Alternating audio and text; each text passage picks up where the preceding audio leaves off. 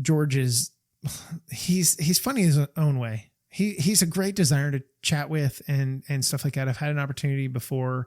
He's just a really cool guy.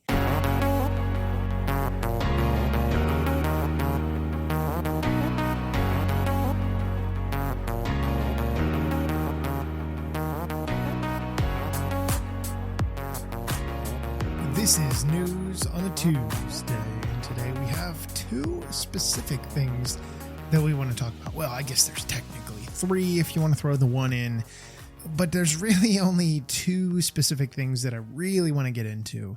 And if you've lived under a rock and you are trying to figure out what's going on in the world, there's so much outside of Lego, obviously, but there is plenty in the Lego world at the moment.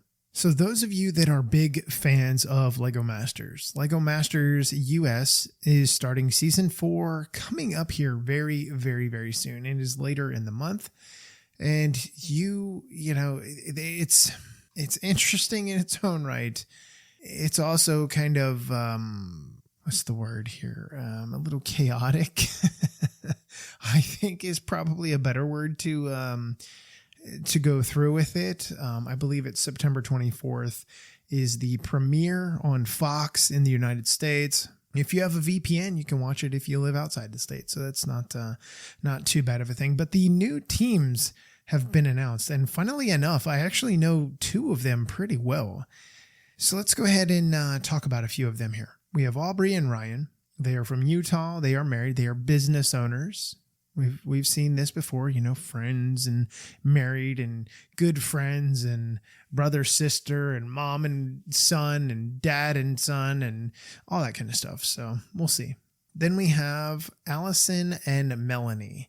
They are from California. They are both friends, musician and events manager / artist and custom cars assistant. That's kind of interesting.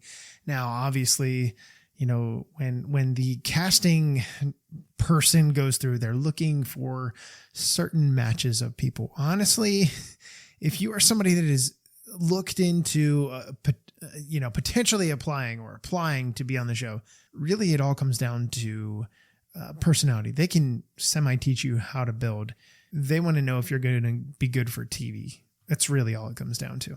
So then we have Brad and Mike from Washington, the state of Washington.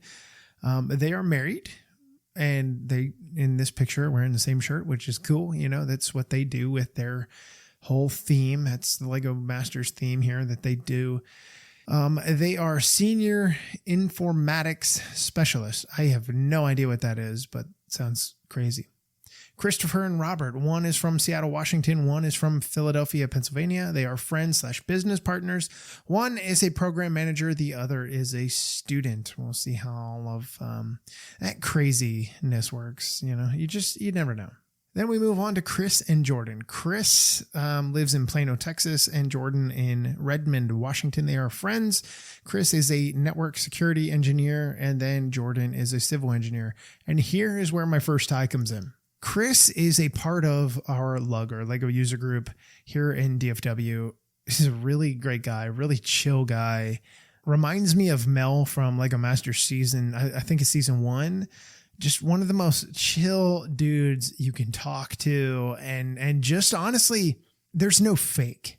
Like what he gives you is what he gives you. There is no, I'm going to put on this facade like we've seen in seasons past from some of the castmates. There is none of that.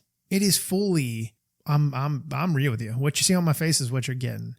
And his facial expressions are great. I don't know if it's going to come out in the production, but if it does, you'll see. Nina and Sam, they are from Edmonton, Alberta. They are mother and son.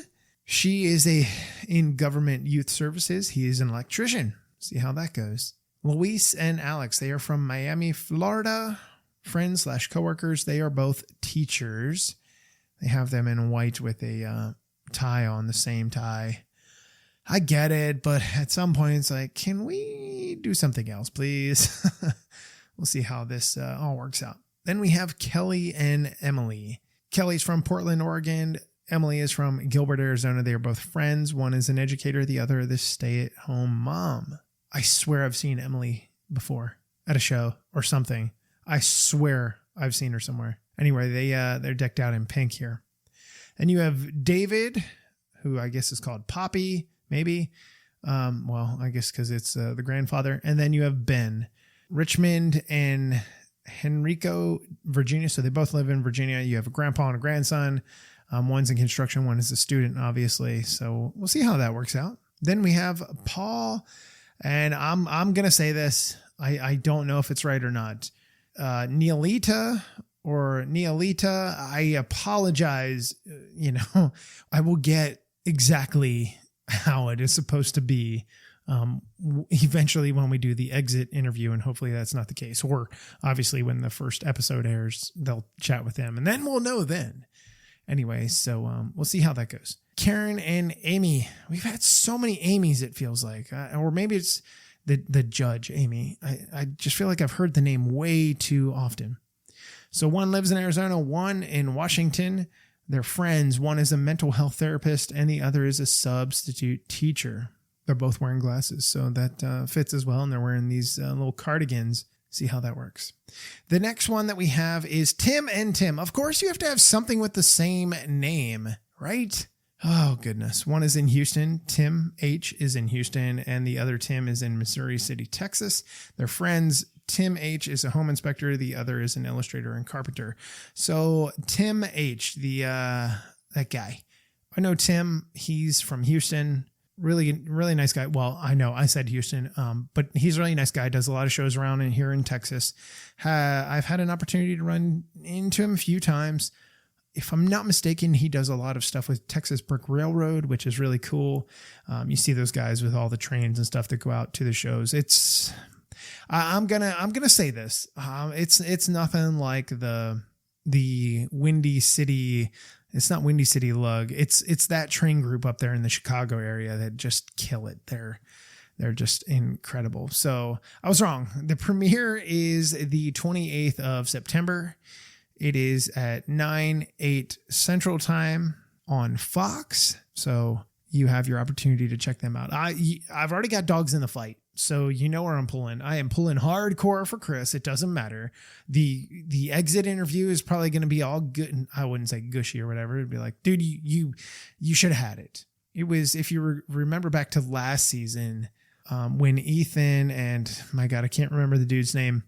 When Ethan and his partner were on the show, and I had literally just got done doing an interview on location like 2 weeks prior with Ethan in Texas and at Fort Hood, Texas, and Killeen, Texas, at a small show. And I even had mentioned to him, man, I'd love to see you on Lego Masters one day. Hello. And, of course he didn't break during the interview or anything. Not like I was pressuring, but he didn't divulge that information, which is just wild, So maybe I have an eye for talent. I'm going to put that feather in my hat. That's what I'm doing. I found Ethan, like I said before. I found Ethan. I did it. He is the guy. So there's that. So something else, Lego news, right? All this Lego news. There's things, the new show, the new season of the show coming up and all that kind of stuff.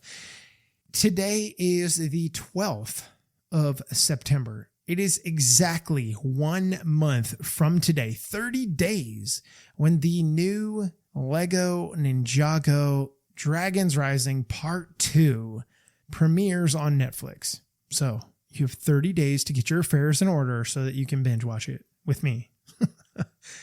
Anyway, so there's that. The last thing I'm going to leave you with is we talked about this before on the breaking news segment, but the Lego Harry Potterer Gringotts Wizarding Bank Collector's Edition, and it's 76417. The designers were Justin Ramsden, who's a great dude, and George Gilliatt.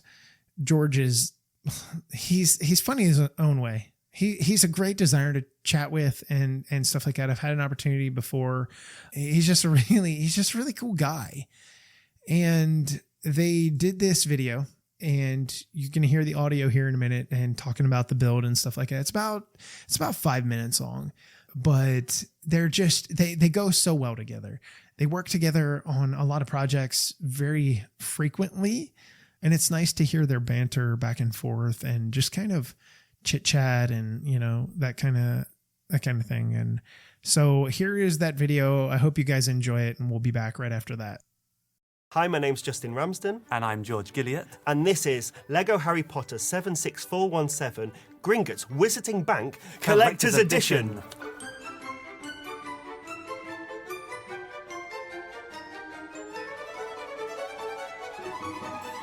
Gringotts Wizarding Bank is the safest place in all of England, except perhaps Hogwarts. And it's where Harry goes in the first movie to collect his fortune. So in 2020, LEGO Harry Potter released the Diagon Alley set, and ever since then fans have been asking for Gringotts Bank to complete their street. So finally in 2023 we've brought it to them. Yes, so it's completely compatible with your Diagon Alley Lego set, but also existing modulars if you have them at home. So if you've got a bank or a hotel or a boutique restaurant, then you can all join them together and complete your Lego city. The very first concept model we made for this set was actually an eighth of the size of the final product. Everyone was super excited about the idea of building Gringotts Bank on top of the rocks at the bottom, so I then worked on a model that was a quarter of the size of the final set, which is when we then built the full-size model. Because it's such a large model, I didn't want to work on it on my own, so we thought we'd bring in one of the experts in building really big models. Unfortunately, the best wasn't available, so we got Justin instead. And it was great for me to return back to the Harry Potter universe. I had really fond memories of making the big Hogwarts castle, so it's great to not only work on another model in that franchise, but also work with George, who's not used to bigger models, so it's great to train up the next generation of LEGO designers. Not that much younger than you. This set consists of over 4,800 magical elements, and it's comprised of 3 structures.